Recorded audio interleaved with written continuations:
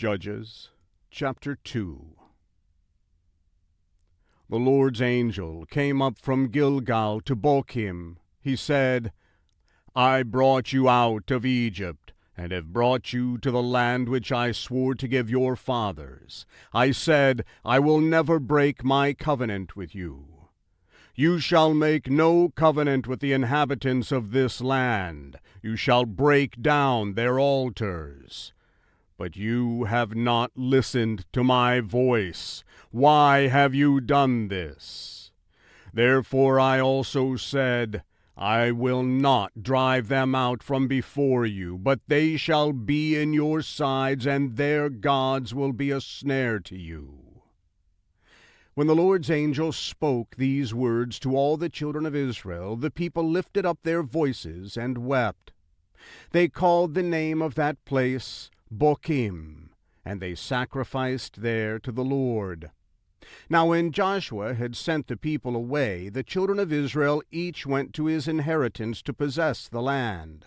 The people served the Lord all the days of Joshua and all the days of the elders who outlived Joshua, who had seen all the great work of the Lord that he had worked for Israel. Joshua the son of Nun, the servant of the Lord, died, being 110 years old. They buried him in the border of his inheritance in Timnath-Heres, in the hill country of Ephraim, on the north of the mountain of Gaash. After all that generation were gathered to their fathers, another generation arose after them who didn't know the Lord, nor the work which he had done for Israel. The children of Israel did that which was evil in the Lord's sight, and served the Baals. They abandoned the Lord, the God of their fathers, who brought them out of the land of Egypt, and followed other gods, of the gods of the peoples who were around them, and bowed themselves down to them, and they provoked the Lord to anger. They abandoned the Lord, and served Baal and Ashtaroth.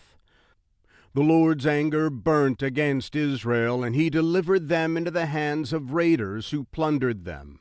He sold them into the hands of their enemies all around, so that they could no longer stand before their enemies. Wherever they went out, the Lord's hand was against them for evil, as the Lord had spoken, and as the Lord had sworn to them, and they were very distressed. The Lord raised up judges who saved them out of the hand of those who plundered them, yet they didn't listen to their judges, for they prostituted themselves to other gods and bowed themselves down to them. They quickly turned away from the way in which their fathers walked, obeying the Lord's commandments. They didn't do so. When the Lord raised up judges for them, then the Lord was with the judge, and saved them out of the hand of their enemies all the days of the judge. For it grieved the Lord because of their groaning by reason of those who oppressed them and troubled them.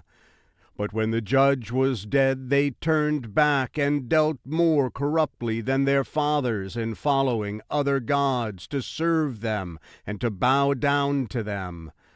They didn't cease what they were doing, or give up their stubborn ways.